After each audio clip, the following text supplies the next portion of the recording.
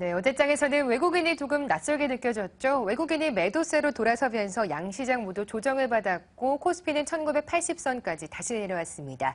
동양증권 골드센터 목동지점의 고윤기 연구원과 함께 이야기 나눠보겠습니다. 안녕하십니까? 네, 안녕하십니까. 고은기입니다. 네, 이라크 불안감이 어제 우리 시장에까지 영향을 미친 듯 했습니다. 어떻게 해석하십니까? 네, 전일 같은 경우에는 외국인이 매도로 나오고 기관이 매수하는 그런 모습을 보였습니다. 미국의 경제 지표가 호조에도 불구하고 이라트 사태 악화로 코스피가 약보합으로 시작을 해서 약세 마감을 하면서 1981포인트 수준에서 장을 마감을 했습니다. 대부분의 업종이 약세 마감을 했는데요. 통신업종과 철강금속 일부 업종만 상승하는 모습을 보였습니다. 대부분의 시가총액 상위주들이 약세를 띠는 그런 모습을 보이는 가운데 삼성전자가 실적 우려감이 나오고 있는 상황에서 외국인의 매도로 약세를 띠는 모습을 보였습니다. 그렇지만 이라크 사태에 따른 유가 상승에 따른 반사이익이 기대된다는 그런 분석이 나오면서 SK이노베이션이 4%대의 강한 상승세를 보이면서 장을 마감을 했습니다. 코스닥 같은 경우에는 기관과 외국인이 같이 순매도로 나오면서 527포인트 수준에서 장을 마감을 했는데요. 코스피와 마찬가지로 대부분의 업종이 약세를 띠는 모습을 보였습니다. 일부 모바일 게임주가 기관의 지속적인 매수와 함께 실적 기대감과 함께 신작 게임에 대한 출시 기대감으로 인해 연일 상승세를 이어가는 모습을 보였고요. 음원 관련주가 실적 기대감과 기관 매수세로 강세를 띠는 모습을 보였습니다. 그렇지만 최근에 강한 상승세를 보였던 화장품 관련주들은 최근 주가 상승에 따른 차익 실현 물량으로 약세 마감하는 모습을 보이면서 철저하게 개별 종목 장세가 이어졌다라고 보시면 될 것 같습니다. 네, 어제장을 철저한 개별 종목의 장세라고 정리 말씀해 주셨네요. 간밤에 미국에서 1분기 성장률 쇼크 수준으로 발표가 됐습니다. 그럼에도 불구하고 뉴욕 증시는 반등을 했던데 우리 증시는 어떻게 움직일까요? 네, 금일 증시 같은 경우도 일단은 보수적 관점으로 견지하자라고 우선적으로 말씀을 드리고 싶습니다. 앞서 말씀하신 것처럼 전일 미국 증시 1, 4분기 GDP가 예상치보다 하야되는 모습을 보였지만 기업 실적 호조와 함께 2분기 GDP 성장 기대감으로 조금은 강보합권에서 마감을 했는데요. 그렇지만은 지금 다우지수 자체가 해외 증시에 대한 어떤 고점 부담감이 지금 있는 상황이기 때문에 지속적으로 볼 필요가 있을 것 같습니다. 그리고 이라크 사태 또한 꾸준하게 지켜볼 필요가 있을 것 같은데요.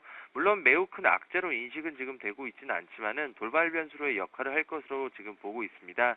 그렇기 때문에 조심해서 나쁠 거 없다라는 관점으로 조정의 빌미로 인식될 가능성이 높기 때문에 꾸준하게 지켜볼 필요가 있을 것 같습니다. 철저하게 업종보다는 지금 종목 장세가 나오고 있는데 2분기 실적 우려감이 지금 점차 커지고 있는 상황입니다. 그래서 같은 업종 내에서도 지금 차별화된 주가 흐름을 보이고 있기 때문에 철저하게 개별 종목 장세로 접근하실 필요가 있을 것 같습니다.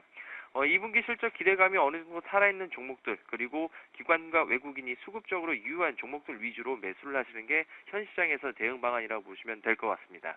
네. 시장 자체는 조심해서 나쁠 것 없다면서 개별 종목 대응하자는 말씀 주셨네요. 그렇다면 유망주는 어떤 종목들 제시해 주시나요?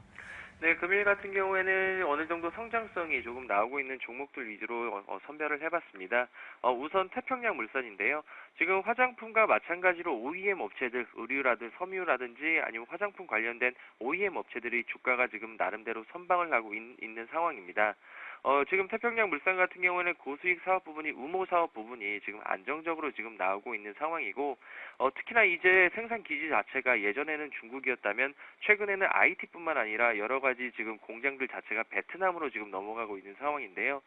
그렇기 때문에 베트남 중심으로 구성된 우리 OEM 사업에 대한 어떤 수익성이 개선될 수 있기 때문에 향후 어느 그 성장성 정도를 기대해 볼 수 있을 것 같습니다. 특히나 전일 같은 경우에는 외국인과 기관의 양매수가 들어왔기 때문에 오늘 주가 흐름도 양호할 것으로 기대를 되고 있습니다. 그래서 오늘 편입을 한번 시도해 볼까 하는데요.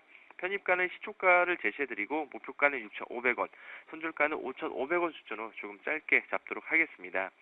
다음으로는 미디어 플렉스입니다. 미디어 플렉스는 영화 배급사로 쇼박스라는 영화 배급사로 많이 알려져 있는데 2분기 흑자 기대감이 어느 정도 지금 농후해진 상황입니다.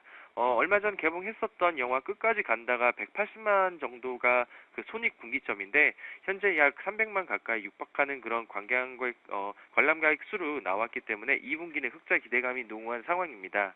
이런 상황에서 이제 7월 달이죠. 7월 4일 날 이제 신의 한수와 군도 등이 지금 큰 대작이 지금 대기 중에 있는 상황이기 때문에 향후 매출이라든지 실적 증가세가 뚜렷할 것으로 판단이 되고 있습니다. 마지막으로는 광동제약입니다. 광동제약은 수급적으로 한번 접근을 해봤고 계절적인 요인까지 해서 한번 접근을 해봤는데요. 제약 부분과 음료 사업 부분의 어떤 탄탄한 매출이 지금 지속적으로 나오고 있는 상황입니다. 그리고 이제 여름 관련해서 음료 부분에 대한 어떤 성수기이기 때문에 앞으로의 뭐 2분기 실적이라든지 3분기 실적에 대한 기대감을 충분히 가져볼 만한 종목이라고 보시면 될 것 같습니다. 네, 관심 종목으로 태평양 물산과 미디어플렉스, 광동제약까지 주셨고요. 태평양 물산은 목표가 6,500원, 손절선 5,500원 잡아주셨습니다. 동양증권 고윤기 연구원과 함께했습니다. 고맙습니다. 네, 감사합니다.